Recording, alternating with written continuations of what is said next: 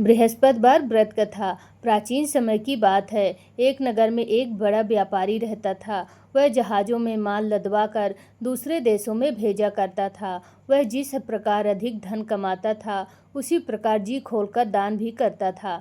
परंतु उसकी पत्नी अत्यंत कंजूस थी। वह किसी को एक दमड़ी भी नहीं देना चाहती थी।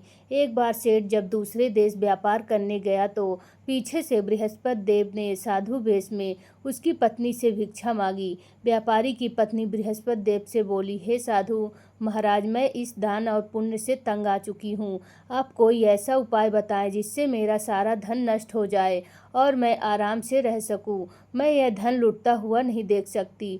बृहस्पति देवता ने कहा कि हे देवी, तुम बड़ी विचित्र हो। संतान और धन से कोई दुखी होता है। अगर अधिक धन है तो इसे शुभ कार्यों में लगाओ। कुमारी कन्याओं का विवाह कराओ, विद्यालय और बाग बगीचों का निर्माण कराओ। ऐसे पुण्य कार्य करने से तुम्हारा लोक परलोक सार्थक हो सकता है।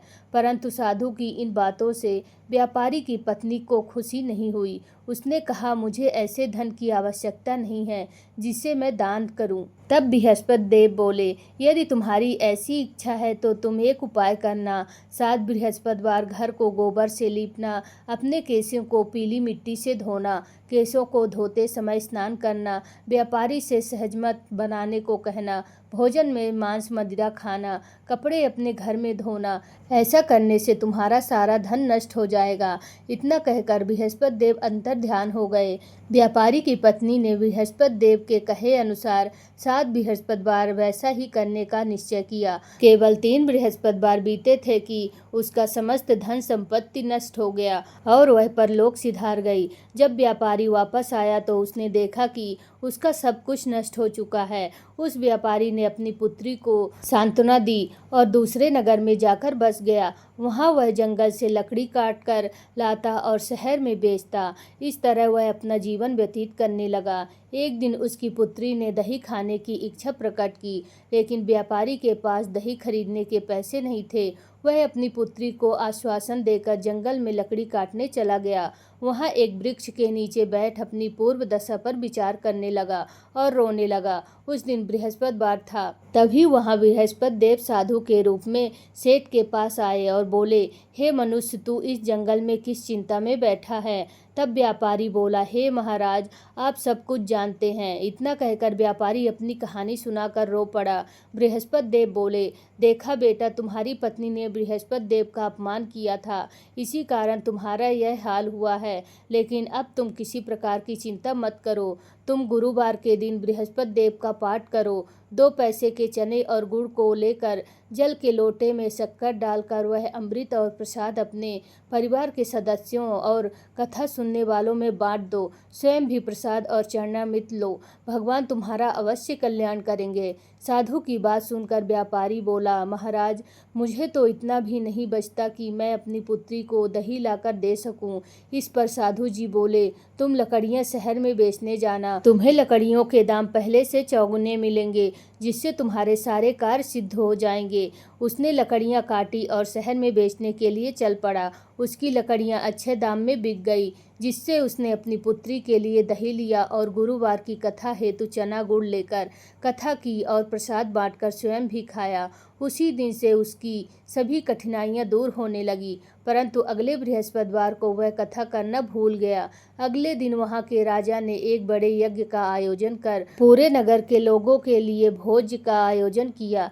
राजा की आज्ञा अनुसार पूरा नगर राजा के महल में भोज करने गया, लेकिन व्यापारी व उसकी पुत्री तनिक विलंब से पहुंचे। अतः उन दोनों को राजा ने महल में ले जाकर भोजन कराया। जब वे दोनों लौट कर आए तब रानी ने देखा कि उसका खूंटी पर टंगा हार गायब है। रानी को व्यापारी और उसकी पुत्री पर संदेह हुआ कि उसका हार उन दोनों ने ही चुराया है। राजा की आज्ञा से उन दोनों को कारावास की कोठरी में कैद कर दिया गया। कैद में पड़कर दोनों अत्यंत दुखी हुए। वहां उन्होंने बृहस्पति देव का स्मरण किया। बृहस्पति देव ने प्रकट होकर व्यापारी को उसकी भूल का आभास कराया और उन्हें सलाह दी कि गुरुवार के दिन कैद खाने के दरवाजे पर तुम्हें 2 पैसे मिलेंगे। उनसे तुम चने और मुनक्का मंगवा कर विधि पूर्वक बृहस्पति देवता का पूजन करना, तुम्हारे सब दुख दूर हो जाएंगे। बृहस्पतिवार को कैद खाने के द्वार पर उन्हें 2 पैसे मिले। बाहर सड़क पर एक स्त्री जा रही थी। व्यापारी ने उसे बुलाकर गुड़ और चने लाने को कहा। इस पर वह स्त्री बोली, मैं अपनी बहू के लिए गहने लेने जा रही हूँ, मेरे पास समय नहीं है। इतना कहकर वह चली गई। थोड़ी देर बाद वहाँ से एक और स्त्री निकली। व्यापारी ने उसे बुलाकर कहा कि हे बहन, मुझे बृहस्पतिवार की कथा करनी है, तुम मुझे 2 पैसे का गुड़ और चना ले आकर दो। बृहस्पति देव का नाम सुनकर वह स्त्री बोली, भाई मैं तुम्हें अभी गुड़ चना लाकर देती हूँ। मेरा इकलौता पुत्र मर गया है, मैं उसके लिए कफन लेने जा रही थी, लेकिन मैं पहले तुम्हारा काम करूँगी, इसके बाद अपने पुत्र के लिए कफन लाऊंगी। वह स्त्री बाजार से व्यापारी के लिए गुड़ और चना लेकर आई और स्वयं ही बृहस्पति देव की कथा सुनी। कथा के समाप्त होने पर वह स्त्री कफन लेकर अपने घर गई। घर पर लोग उसके पुत्र की लाश को राम नाम सत्य है कहते हुए शमशान ले जाने की तैयारी कर रहे थे। स्त्री बोली, मुझे अपने लड़के का मुख देख लेने दो। अपने पुत्र का मुख देखकर उस स्त्री ने उसके मुंह में प्रसाद और चरणामृत डाला। प्रसाद और चरणामृत के प्रभाव से वह पुनः जीवित हो गया। पहली स्त्री जिसने बृहस्पतिवार का निरादर किया था, वह जब अपने पुत्र के विवाह हेतु पुत्र वधू के लिए गहने लेकर लौट रही थी और जैसे ही उसका पुत्र घोड़ी पर बैठकर निकला, वैसे ही घोड़ी ने ऐसी उछाल मारी कि वह घोड़ी से गिरकर मर गया।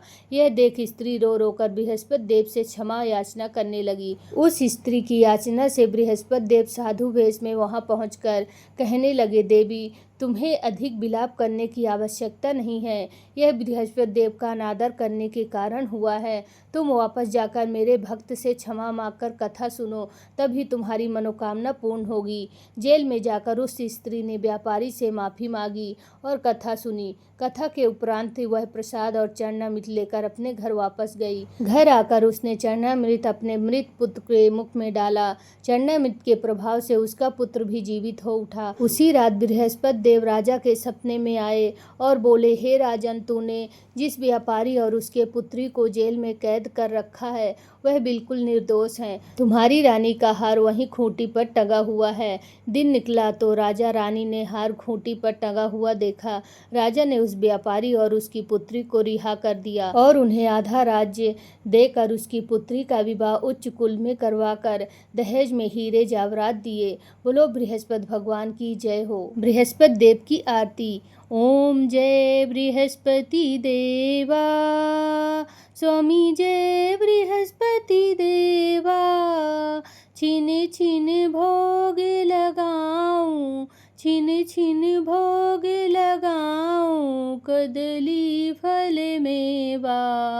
ओम जय बृहस्पति देवा, तुम पूर्ण परमात्मा, तुम अंतर्यामी, स्वामी तुम अंतर्यामी। जगत पिता जगदीश्वर, जगत पिता जगदीश्वर, तुम सबके स्वामी। ओम जय बृहस्पति देवा, चरणामृत निज निर्मल, सब पातक हरता, स्वामी सब पातक हरता। सकल मनोरथ दायक, सकल मनोरथ दायक, कृपा करो भरता। ओम जय बृहस्पति देवा, तन मन धन अर्पण कर, जो जन शरण पड़े, स्वामी जो जन शरण पड़े। प्रभु प्रकट तब हो कर, प्रभु प्रकट तब हो कर, आकर द्वार खड़े। ओम जय बृहस्पति देवा, दीन दयाल दयानिधि, भक्तन हितकारी, स्वामी भक्तन हितकारी। पाप दोष सब हरता, पाप दोष सब हरता, भव बंधन हारी। ओम जय बृहस्पति देवा, सकल मनोरथ दायक, सब संशय तारो स्वामी, सब संशय तारो। विषय विकार मिटाओ, विषय विकार मिटाओ, संतन सुखकारी। ओम जय बृहस्पति देवा। जो कोई आरती तेरी प्रेम सहित गावे स्वामी, प्रेम सहित गावे, ज्येष्ठानंद वंद सौ सौ निश्चय पावे। ओम जय बृहस्पति देवा, ओम जय बृहस्पति देवा, स्वामी जय बृहस्पति देवा। छिन छिन भोग लगाऊं, छिन छिन भोग लगाऊं, कदली फल मेवा। ओम जय बृहस्पति देवा, ओम जय बृहस्पति देवा, ओम जय बृहस्पति देवा।